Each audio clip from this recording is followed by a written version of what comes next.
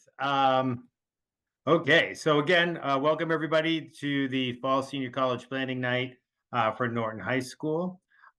This is for the class of 2025. And I'm going to go ahead and introduce our student support team and the students that they're working with this year. So I'm Vinny Searcy. I'm the Director of Counseling and Therapeutic Services for the district. Jen Prue is here with us, and she is going to, for the most part, have students whose last names end with A to F, and then if they're part of the Grit or Sail program, and then also she is doing our early college program. Stephanie Bates is here as well, and she's going last names G to M, and then students who have are in the DHH or STEP programs and does dual enrollment. And then Kelly Bowman, last names N to Z, and then Reeds, not with a question mark. I'll have to fix that later on. Not Reeds question mark, Reeds in the BEST program. They're going to be our co-presenters tonight, but we also have two very important people who are part of our team. Heidi Kazinsis, who is the School to Career Specialist. I'll talk a little bit about her role later in the presentation. And then Daniel Marchant, who is our administrative assistant and keeps us all running and really is the face of the program for the kids when they come in and are trying to see one of us or get something straightened out with paperwork or something along those lines. So, and if you call into the guidance department, you're most likely going to get him as well. So again, there's lots of different ways to stay connected with us. I will be sending out emails periodically through Parent Square. Dr. Doloman sends out information about the different events that we're running as well as part with his parent newsletter. But the students themselves have a Google Classroom for each of the grade levels, actually, for our guidance department. But this is the one that we have for the seniors. And we'll be putting up just about all the information you can think of in terms of college planning information, updates, reminders about deadlines, those kinds of things. Also, any admissions rep visits, we'll talk about that a little later on. Reminders about SATs, ACT, scholarship information, all of the above. And so this is a code that students have. I mean, they've been using that classroom for a number of years now. So unless they're new to the district, this should not be new to them. Although they may act that way, as typical seniors sometimes do. But they should have this information. And with that, I'm going to pass it over to Ms. Prue. So Naviance is a platform that they've also used for a while, since freshman year. They've used it sporadically, but now they're really going to start using it. This is what we use for the college search, where they're going to create lists of colleges that they're interested in, colleges that they're applying to. And it's really how they're going to talk to us outside of our individual meetings with them. So we're going to be able to look and see exactly what schools they're applying to, when their due dates are, and it's how we upload transcripts, reports, and the teachers will upload the letters of rec and all of that. If they are having problems getting their passwords, we can reset it. We used to be able to actually just create a new password for them, but now if they have an issue, we can hit a reset button and send them an email. But it's very, very important that they get on here. And even if they're not going to apply through Common App, there's a it's still, all the colleges still need to be listed on here. And there's another format with Parchment, where we're still putting things through Naviance. And then also there's very few that are snail mail. I don't even know. The one that I knew of changed last year, but it will tell us exactly what forms we need to send in and how. Is that Mass Maritime? Did they finally change? Because they were the ones Yeah, that I think so. I think that was the one. Yeah.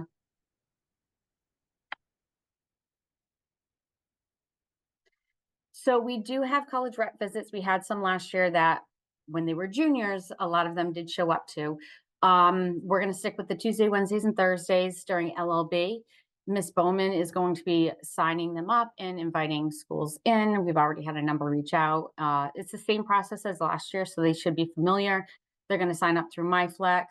And then they'll also be listed on the Google Classroom. The one thing that I have constantly told the students is, even if they've let's say that they want to, or they're planning on applying to PC and they already went on a tour and they're like, PC's coming. I don't really need to go. No, you really do need to go. Because a lot of times the person that comes, this is their territory.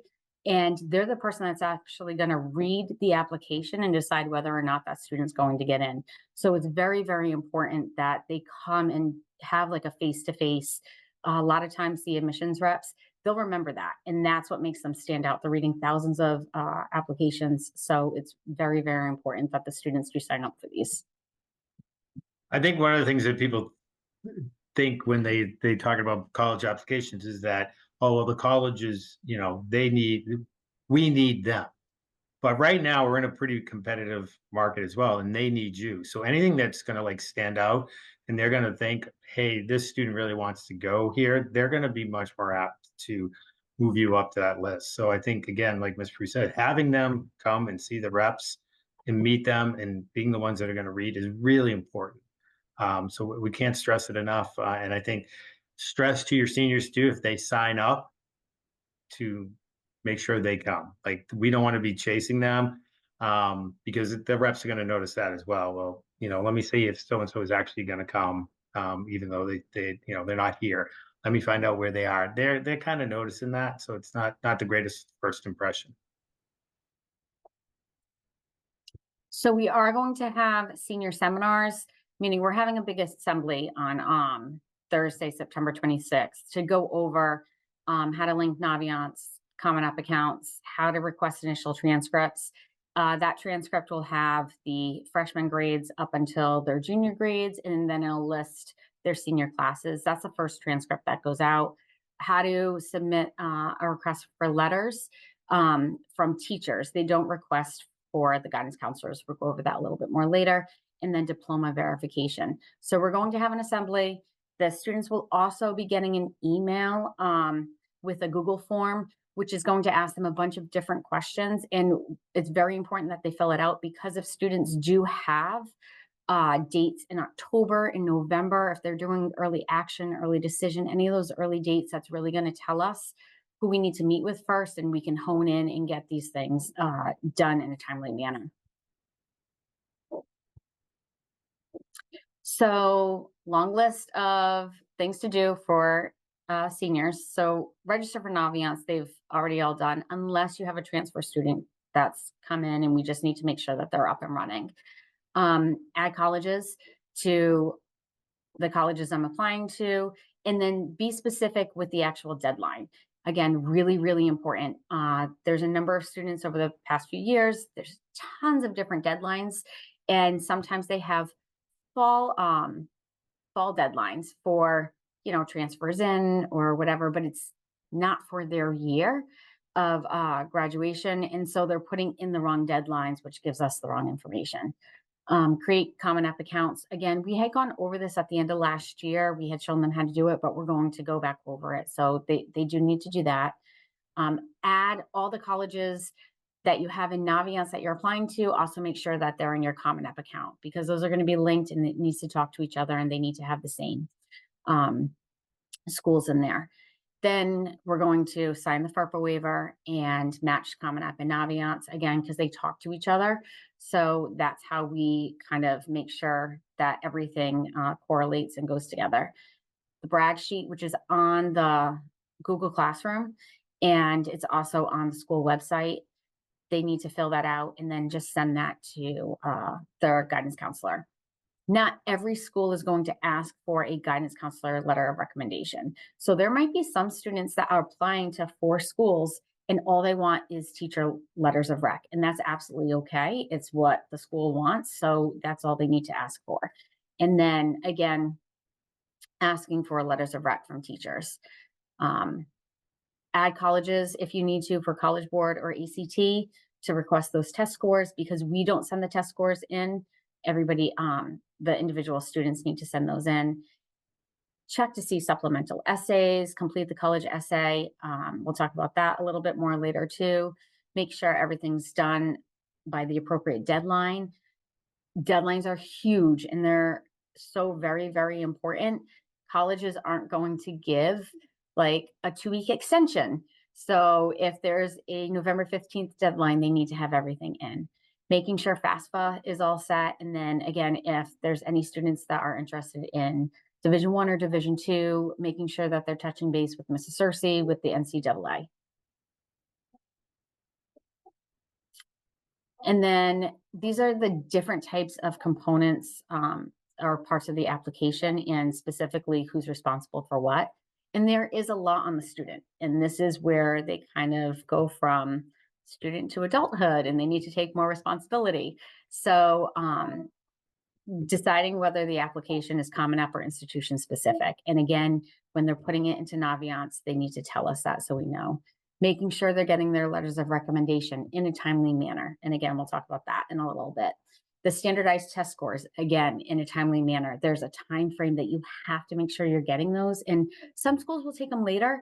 Some schools, if you want the any merit money or any of that, you have to have it by a certain time. And then some schools, if they are looking at test scores, whether it's for a specific program or whatnot, they won't consider your application complete unless they have the test scores. Every school is different.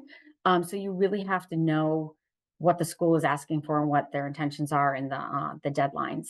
The college essay is the student as well. The application fee is the student and family. I will say if you're going on tours, if you're signing up for things, a lot of times they will give fee waivers and that sort of stuff. So be sure you're checking out your emails if you're signing up for stuff with colleges. Your first quarter grades. So we will send the initial transcript, like I said, that has the freshman to junior grades and then the senior list of courses.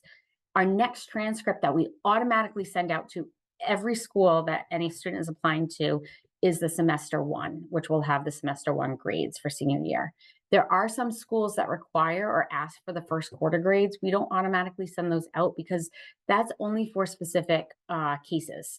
So if a school reaches out to a student and says, oh, we need your quarter grades, they need to let us know so we can go up and upload it. It's a completely different thing. We have to fill out a completely different form, and then we will absolutely send it.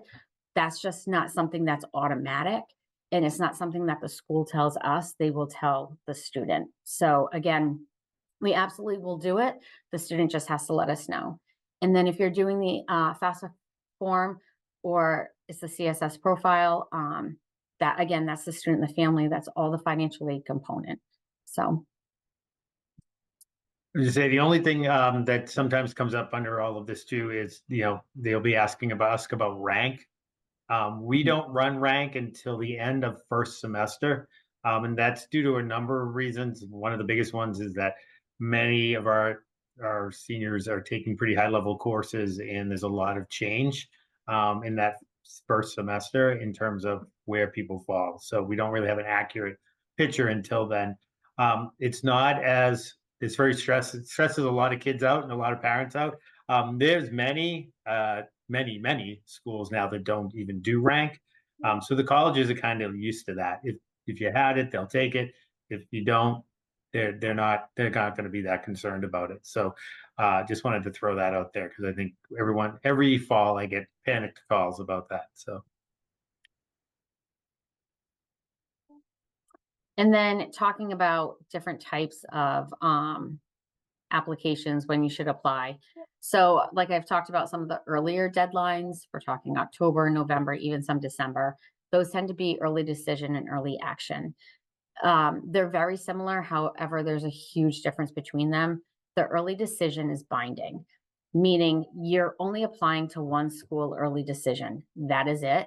A lot of times, if you try to do more than one, they'll find out and they'll rescind your acceptance if you do get it. So that has happened. I think Mr. Cersei heard of something of that situation happening. But this really is for students that this is the one school I'm going to. And finances are not an issue because when you apply, no matter what your financial aid package is, it's binding. You are going. That is it. So you have to say, yes, I'm accepted and I'm withdrawing all my other applications and I'm good. Early action. So again, it's earlier deadlines, you get earlier decisions from colleges. This is not binding, so you can do a couple of early action, you can do regular decision, you can do a mixture of all of them. That is fine. You don't have to enroll in the college. So if you get in, you can wait and see what other schools you get into. Some students like to just do early action just to kind of get a weight off their shoulders and say, I got everything all done. I'm good. Sometimes you get more money, like merit scholarships this way. Sometimes it's the program. So if you're going to like a specific engineering or nursing program, there's certain specific like earlier deadlines for that. Regular decision tends to be sometimes December, January, February, sometimes even March. You're just in the regular application pool. There are sometimes when you apply early action or early decision, you need to be sure about the schools because sometimes they won't bump you to the regular decision pool automatically. Sometimes they will. Sometimes you have to reapply. So again, those are non-binding and like widely used, widely available. Rolling admission is just first come, first serve. If you apply October 1st, they'll look at the application. If you apply January 1st, they'll look at the application and decide whether or not you're going to get in. The one thing I will say is if there is a rolling admission, I would definitely, and it's a school that you want, I would definitely apply sooner than later. I did have a student a number of years ago. I kept trying to tell them it's your number one school. You want to go, apply, apply, apply. The student said, I'm going to do it over winter break. I'm just going to wait and wait because, I'm on vacation. It'll be good. I'll be able to sit into my application. And then when they came back from winter break, they went to go do the application online and the application was no longer there because they had already filled up their freshman class. So by waiting, you may still have a spot and you may not. So it's kind of, you're taking a chance. And then there is something called like direct admissions. And this is really where when you're putting in stuff in Common App, like all your information, if you kind of hit a couple of like points that colleges are looking for, they may actually just send you a letter offering you admission without really going through the whole application process. So those are the different types. And again, we'll be going over these with the students.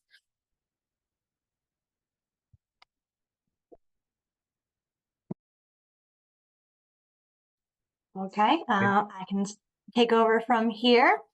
So setting realistic expectations. So a lot of students, have an idea of where they want to apply to, but we want to make sure that we have a well-balanced list so you have plenty of options to choose from when you get your decisions. In total, I usually suggest students apply to somewhere between 5 to 7 colleges. If they're applying to more competitive majors like nursing, or engineering, typically we suggest applying to a couple more, maybe even up to like 10, just to make sure that they have some options to choose from. And then there's different types of expectations. So you have your reach schools. So these are typically the harder to get into schools. So when you're looking at their credentials, so their GPA, the test scores, sometimes you can be on like the lower end or maybe even below their average student. So, you may have a difficult chance getting in, but you always say, go ahead and apply, you never know. So you should have about 1 to 2 of these on your list. And then the match or target schools, those will kind of be like the meat of your list, where you're going to have somewhere between like 3 to 5 or even, a couple more, where your students' GPA and test scores kind of hit the right in the middle of the averages. It's not exactly a guarantee, but it's a pretty good chance of getting in. And then you have the safety and probable schools where your students' GPA and test scores are kind of on the higher end or even maybe above the average student. And then you have a fairly good chance of getting in. I never say you will definitely get in because you never know, what they're looking for or what this year's applicants have. So just to have a well-balanced list, you should have all of these 3 kind of schools on your list, and you can find the average student GPAs and test scores in a variety of areas. You can find it on the college's website typically. Also, we have the information on Naviance as well. And then the Common App is going to be a large majority, if not all, of your students' applications. So one spot shop, which is very nice instead of having to go, doing 5 to 7 different applications. So it's easy. You can type in Google Common App. It's commonapp.org. If you want to go straight to the website, your student will be considered a first-year student. So that's the type of application you're going to want to go to. It's a very easy, user-friendly website, pretty straightforward.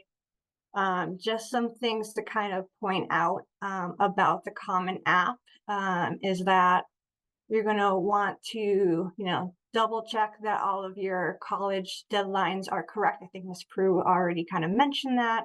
Sometimes Common App randomly chooses the spring semester. So you'll see like an October 1st date, which is an unusual fall start date. So you're going to want to double check that it's appropriate. Double check that you're doing early action, not early decision, regular decision or early action, just to make sure that on our end we can see the right dates and you're not getting anything mixed up with your application as well. Oh, and make sure that you're using your personal email for this, just because you want to make sure that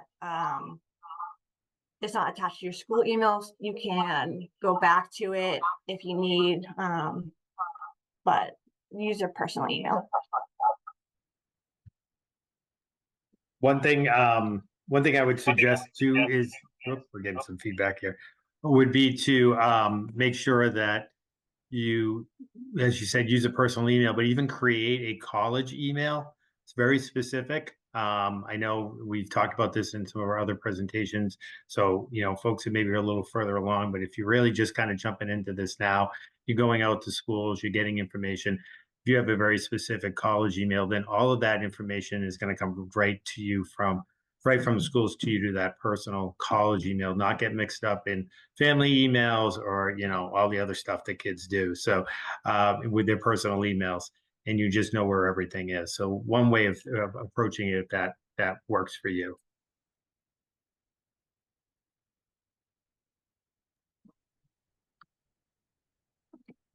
Then let's see. So one of the things that's going to be important that you do is to match your accounts that we'll talk about, I think, in the next slide, but this one's talking about the FERPA release, so we'll talk about the FERPA. So what you're going to have to do is you're going to have to fill out some of the first parts of the application, like the profile, family, education portions of the profile, and then you're going to also add in some of the colleges that you're going to think about applying to. And then you can click on any of the colleges in the My Colleges section, doesn't matter which one. But you'll see the recommenders and FERPA. You'll click that, and then you'll just hit a bunch of buttons, check marks, okays, assign and dates. And what you're basically doing is you're waiving your right and allowing us to send transcripts and recommendation letters on your behalf to the colleges themselves. So students usually have to do this so that we can send that information to the colleges. And once it's done on one college's section, it's done for all of them. So just have to do it once and you're good to go.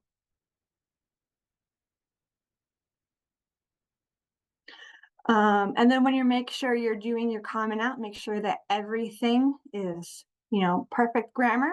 The colleges can see everything that's on the Common App. So you want to make sure your capitalization is correct, your punctuation, the grammar, make sure you're doing, capital the I when you have the word I, make sure everything is formatted correctly and neatly. If you have any questions about Common App, please, please, please email your counselors, come by and ask us. We have seen just about everything, so we can help you out. So we'd rather have you just take a second and ask us than have something wrong. A lot of the students I've been hearing. Something that your students should know is the GPA is out of a 4.0, not a 5.0. Some of them tend to think since they have higher than the 4.0, it's going to be higher, but the GPA is out of a 4.0. And then some other things that kind of pop up at students is in that My Colleges tab, right above the recommenders in FERPA, there's going to be a question section. Sometimes that section doesn't have anything in it. Sometimes it has just some drop-down questions that are school specific, but sometimes there's some supplemental essays, paragraphs that a student might not recognize there. So when they go to submit the application, they realize all of a sudden that there's another essay they have to write. So just make sure that you're checking every individual college, every individual section and question. Make sure that you have plenty of time to prepare your applications appropriately. And there may be times where you see something that says optional. It's not optional, right? In terms of what some of those questions. So make sure that your student, if you're going through this with them, no, I'm not going to do that. It says it's optional. Well, it's kind of a little bit of a test, right? Like, how much effort are they going to put into this application? Are they not going to do that 2-paragraph optional essay? Well, the other students are that they're competing against. So make sure we stress that with the kids. But again, as parents, it might be something you want to stress. Yeah, and to go off of that, sometimes the supplemental essay is like, well, why do you want to go to the school? And if you can't think of a good reason of why you want to go to the school, it maybe not be a good choice to apply to. It's a really great spot to also like show that you've done some research about the school and very interested in it. It really can not make or break, but like put a little emphasis that you really want to go to that school. So you will have to match your students' Common Application and their Naviance account. This is pretty easy to do, but we do have a video tutorial linked in the slideshow. But if you can, I think the next slide might have the steps. Thank you. So after you create your Common App, you can actually go back into Naviance, which is through the school email. Your Google sign in for school. Go to Naviance. At the top, there's a My Colleges tab. You can click that. Underneath that, I think it's applying to colleges, My Colleges, and then you see a big red bar across the top, and then a button that says Match Accounts. You just hit that. It sends you back to the Common App account. You sign in, and then it'll send you back to Naviance, but you should be good to go. And by matching your accounts, what it does is when you add a school to Common App, change a deadline, it changes it on Naviance, so your counselor can kind of keep up to date on the colleges that you're doing, your deadlines, things like that. It also allows your counselors and your teachers to send their recommendation letters and transcripts and other things like that through Naviance to the appropriate schools to make sure everything gets where it's supposed to go to. Okay, this is me. So I know I've gotten this question actually like already this week, but so basically how to get your SAT and ACT scores sent to your colleges. A lot of students have asked me like, Miss B, does the high school send them? Like, how does that work? So it is your responsibility as a student to send the scores to schools. Each college you want to receive your scores needs to be designated by you on your own account. So just something to really think about because again, we talked earlier about how you're kind of shifting to be more responsible, independent. So that's the one thing that we want to make sure that students understand. So if you're looking to send your SATs, going through collegeboard.org is the best way to do it. You can receive up to 4 free score reports if you send the scores within 9 days of the test date. After that, the free window closes, and then the fee is about $14 per report. And then for some students who do take the ACT, you can go right to that link. This fee includes reports for you, the high school, and up to 4 colleges. And again, after that, it would be an additional $18.50 per report. So, and this is another question I got, and now being a newbie, I'm now finally happy to see these dates for our students. So, the upcoming SATs are going to be October 5th. And so you should register by September 20th. And I'm sure folks here can say, I imagine students will be receiving information, maybe by email or on Google Classroom regarding this. Then November 2nd is the other SAT date. You should register by October 18th. And then for students who are interested in the ACT, that will be on October 26th. So please, again, register by the 20th of September. And then the other one will be December 14th and register by November 8th. I think the important thing too to remember is that the SATs have gone completely digital now. Yes. So students will be taking it on the computer, and there is numerous. If you go to College Board, they have practice tests and other kinds of things that you can do.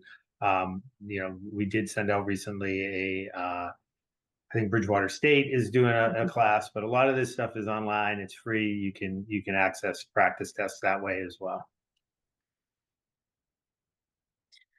So test optional policies, another question I've gotten this week. So I've known many colleges have moved to a test optional policy, which I know can be a positive for some students who may not really, do well with testing, or they get nervous about that. So that's something that I know has opened some things for students who may be nervous about that. So that means admissions does not require students to submit SAT or ACT score.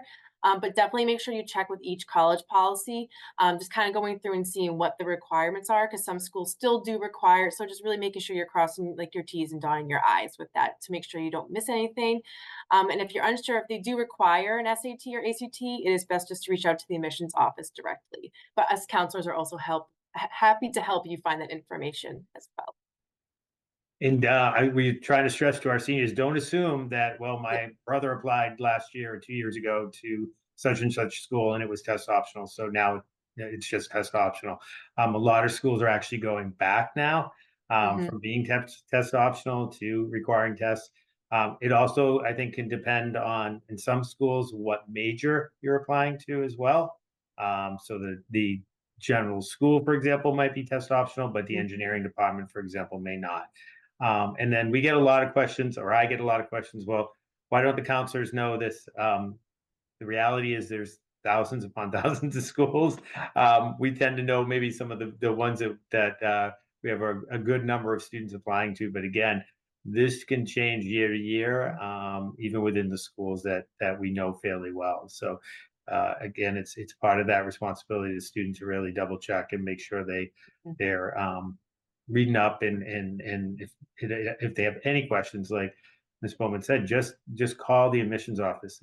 Sometimes they're afraid to do that, but they're very appreciative if you make a call and you ask some questions. They're happy to help. So, and again, I think it kind of sets you apart. Yeah, I agree. So making preparations for letter recs. So you must at least give folks you're asking about 2 to 3 weeks notice to write your letter of recommendation. I've had a lot of students ask me, like, do colleges really, I know they say 1 or 2, do you feel like I should do as much as I can? I mean, I would suggest, really depends. I would say do all that you can get from folks that can speak highly about you. I'm not sure if Mr. Searcy or Ms. Bates have had any other experience, Well, but I think if they're asking for 2 letters of recommendation, what we've been told, it used to be more like that, but they want 2 letters of recommendation. They don't want 4, they don't want 5, they want 2, and they want it from the folks that know you best. yes. If you send 3 or 4, they're going to take the first 2 that arrive, and they're just going to trash the other 2. So if you really want, Mr. Grasso's recommendation, because he knows you best, but he's the last one to get it sent over, they're never even going to see that one. So if they say 2 to 3, send 3. If they say 2, send 2. But don't send 5 because it's just not gonna work out for you probably. And I've noticed with the Common App, they'll even show how many letters you'll need. So that's a good way to track okay, what schools, so what should I aim for number? I said the safe number for students is to have around 3, just to be on the safe side, but not to stress kids out, because a lot have asked about how many should I really have. But make sure to have face-to-face conversations with your teachers who you would like to ask for a recommendation. Teachers can get very busy, so I know the earlier the better you ask them. But as your counselors, we're also here to write letters of rec as long as you give us a good week's notice. If your teacher does agree, make sure you submit the request via Naviance, and the steps will be in the following slides. Do not add recommenders on the Common App. If you would like your guidance counselor to write you a letter, just please fill out a brag sheet, which if you come down to guidance, we do have paper copies, but we may also send you digital if you would prefer that. And that way you can share with us via email. It's just a way for us to kind of get to know you a little bit better. I've already had some letters of, I've had some brag sheets, and it's been a really good way to kind of get to know you a little bit more outside of the academic piece if we don't always see you down in guidance. And if you are submitting a letter of recommendation from someone outside of Norton High School, I had a student ask me this today, it would be your responsibility to help pay for like the stamps and postage, as we can't really submit those letters. So that's a little bit of the responsibility of a student if they do ask someone like a supervisor or something that they did an internship with. Yeah, to be very clear, we submit all of ours. So anybody working for Norton Public Schools is submitted through Naviance. However, Naviance does not let us upload letters that, you know, a coach or a supervisor, as Ms. Bowman said, they won't let us do that. So in that instance, you really have to have that sent via, you know, old-fashioned snail mail. And sometimes I think our students don't realize how long snail mail can take. So make sure that you're aware of that as well. So this is just kind of a step-by-step, just, you know, in regard to Naviance and requesting a letter of recommendations. So if you go onto the Naviance homepage, you're going to click on the college tab and you're going to hit apply to colleges, and you'll see the letters of recommendation. And that's when you would click on add a request. So with that, I believe there's going to be like a drop down, so you can kind of select a teacher or that you have spoken to and you got agreement that, you know, they're willing to do that. And so you'll have the teacher fill out a recommendation for either a specific college that from your colleges you're applying to, or one, there's also the tab of colleges that you're thinking of. So again, it's really important to make sure that you align them with what schools you're applying to. And make sure you thank them. That's like one thing that students are, it's just saying like a quick thank you for just taking the time to write about you is huge, because it can take some time, but again, they're more than happy to do it. And then once you do that, you can hit submit to put the letters on Naviance. And again, we really want to missed? stress the importance of talking to them first. Just don't throw this up on Naviance and assume that they're going to, one, see it, and two, be willing to do it. So we really encourage the students, please go talk to the teachers, make sure they're aware of it. Some of them have specific things they'd like from you, like a copy of your brag sheet, or if you have a resume, or they might want to take time to talk to you about things maybe that they don't know about you. Yes, I've had you in English for 2 years, but I don't remember what sport did you play again, and where did you work? And I know you did an internship. And then sometimes students think, well, I should only ask from the teachers that I got an A from. Well, that's not necessarily true. If you worked really hard and went for extra help and did all those things, and you know maybe you had a B, but it was a really, your teacher saw that you put a lot of effort in, and you guys had conversations about that.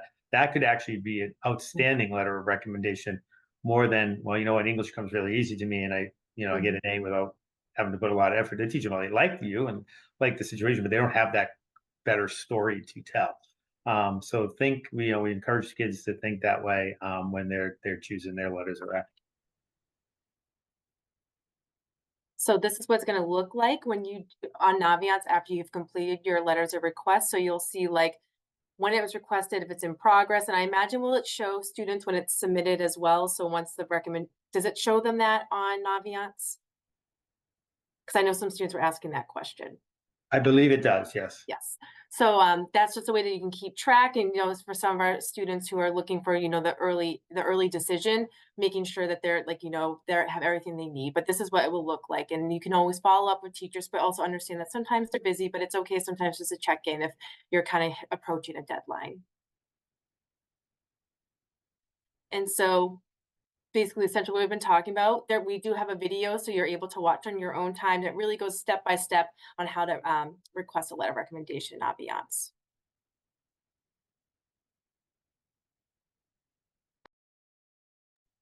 Okay, so I think this is me.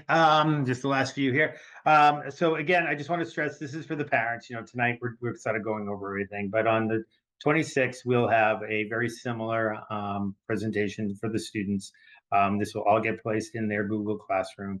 They'll be able to access all the links. We'll show the videos with the links to them. so that they're really aware. Again, this is now for most of them going to be the second or the third time that we've gone over most of this stuff with them, right? So multiple exposures. We did it their junior year as well. So again, some of our students, as you've already heard, are kind of ahead of this. Others are not, and that's okay. Depending on your student and what they're, kind of where they're at. But I think it's important to make sure that they stay. At this point, we really need to be okay. We need to make sure we have our essay done. We worked on that junior year. Again, if you're a transfer student, you may not have done that. But for our returning students, they did that at the last part of junior year in the English their English classes. We went over all of this, so a lot of this has been done by the students. But what we have now as seniors, the next big thing is diploma verification. So what that is, we're going to send home a form, and we're going to, and that form is going to say, this is the name that we have in our school/school brains for your student. Their legal name, is this correct? Because we want to make sure what's on the diploma is correct. So we need that. That will go to the students.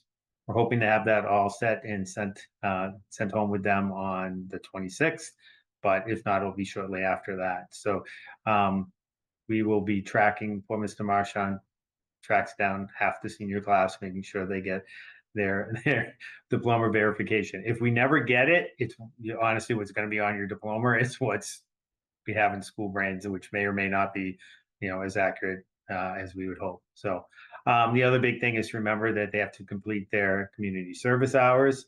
So make sure that they get those forms in. If they're not sure how many hours they have, they can check with Mr. Marchand or their guidance counselors. And then for student athletes, especially if you're considering Division I or Division II, or you're being considered for Division I or Division II, you must register with the NCAA. There's an eligibility portal, so you have to create an account. If you're doing Division III, it's not necessary to do that, and there's different levels that you can create an account with.